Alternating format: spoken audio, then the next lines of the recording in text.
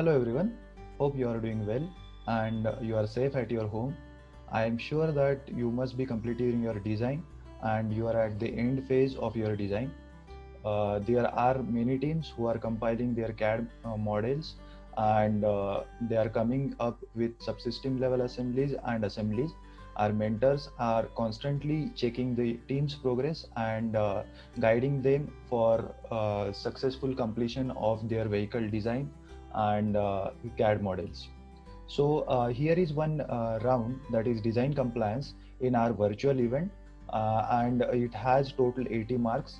So this recording will tell you deep details about design compliance round, and you might be getting some tips at the end of this recording. So stay tuned at till the end of this video, and if you have any questions or queries, you can get back to your mentors and ask them. So for design compliance, if I go to overall summary, we have total four subdomains in design compliance: dimensional accuracy, CAD modeling detailing, then CAD assembly, and parts interaction. And in each domain, we have certain tasks, and for those tasks, we have assigned some weightage, and which total calculates as 80 marks for the design compliance round. So for dimensional accuracy, we have virtual TI. Then going to CAD model, we have evaluation of step file, which you will be submitting. And for CAD assembly, we have BOM report and CAD report, and parts interaction, we have kinematics and animation report. Now,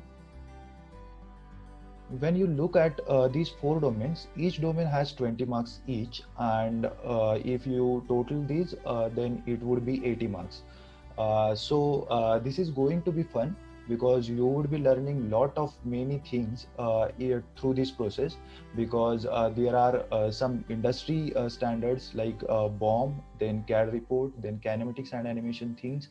Those are coming from the industry background, and we are sure that you will learn these documents, implement in this CAD, in this EFICYCLE 2020 season, and yeah, these documents will help you in future.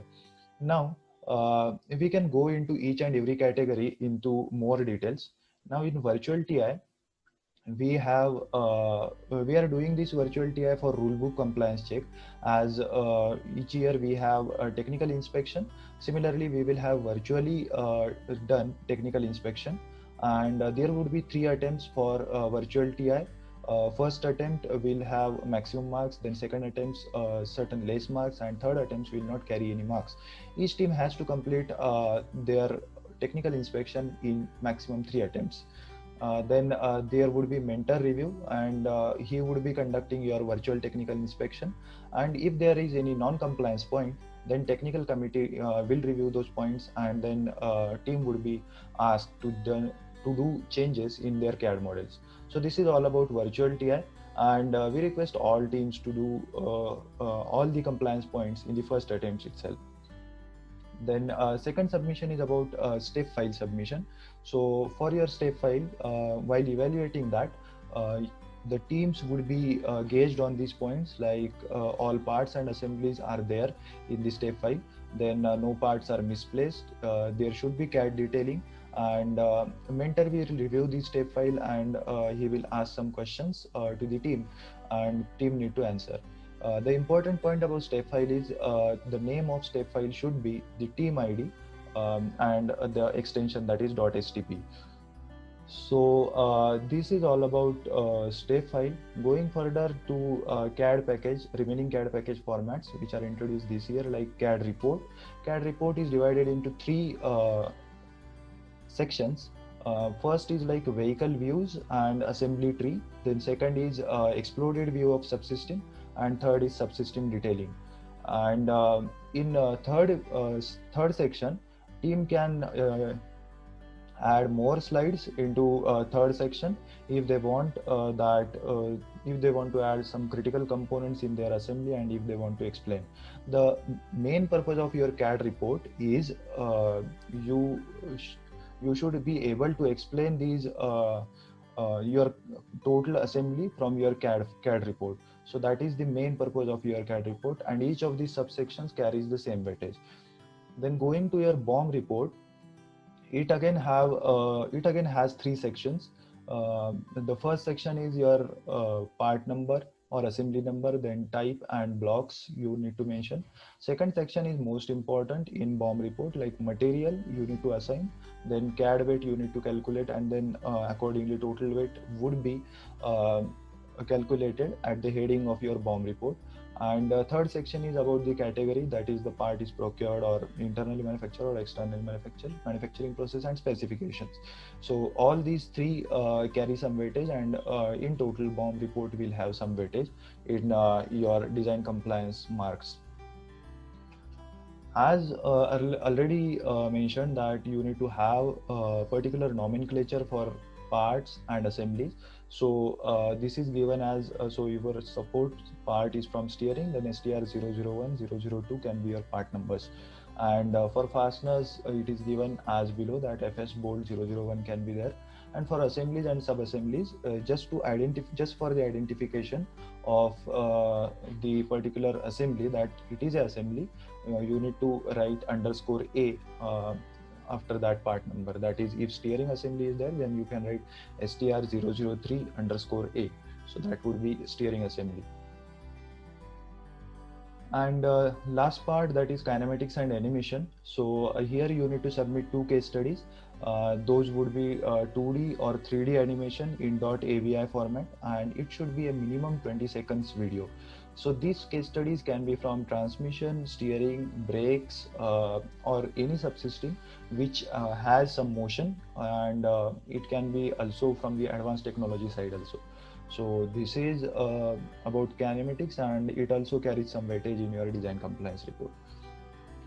Yeah, and the most important part, I'm sure that everyone is waiting for that. That these are some tips and tricks which you can use.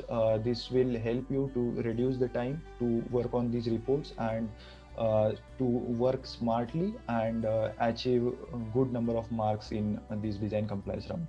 So for your virtual TI, make sure that you self-assess before attempting for a TI, and all your TI sheet compliance points are covered, and if you are getting your attempt one clear itself, then you will be getting full marks in virtual TI.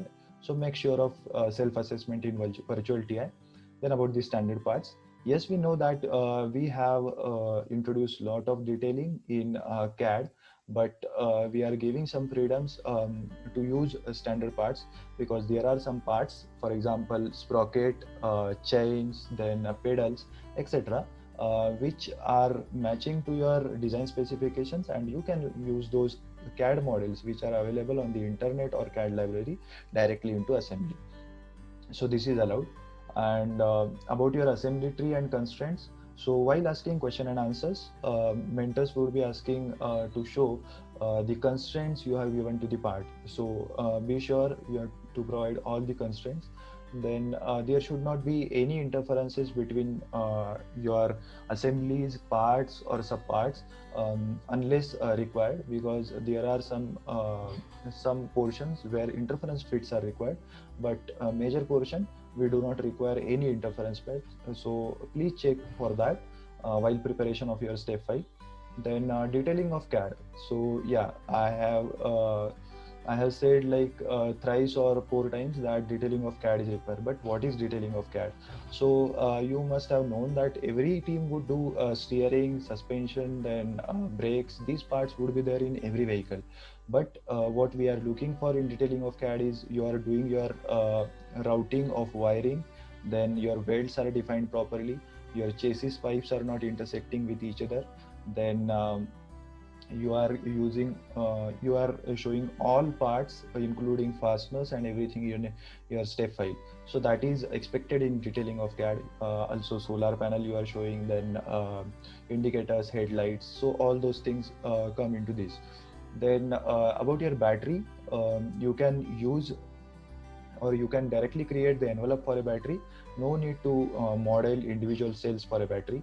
And for motor, there are specification sheet given on the FEcycle website. You can download that and check that. For BOM parts and assemblies, here is one trick which you can follow. Whenever you are completing your total CAD assembly, you just refer the assembly tree and start making BOM. This will ensure that you are not missing any part from your CAD assembly, and you are including each and everything in your BOM. And this will reduce your time also, that which part you may have missed or which part is not there. So yeah, this is about BOM. And for CAD weight, so whenever you are designing any part, make sure you assign the material for that and calculate weight for that, and by that time only you can include that CAD weight in your BOM. And yes, last is about question and answer. Before that, I would like to mention that design compliance is divided in three parts: virtual TI, then your report submission, and question and answer. So questions would be asked by your mentors, and you need to give answer for those questions. So for these, if you prepare all the reports thoroughly, and if you have gone through all the reports and your CAD assembly, I don't think there should be any problem in question and answer session. So each and everything carries some weightage, so make sure you work on everything to have good marks in your hand for the design compliance round. I hope this presentation and this video helps you. If you have any questions, you can get in contact with your mentor or a lead mentor, or you can write an email to fcycle.technicalcommittee so that your queries can be resolved. And lastly, what I would like to say is all the best. Thank you.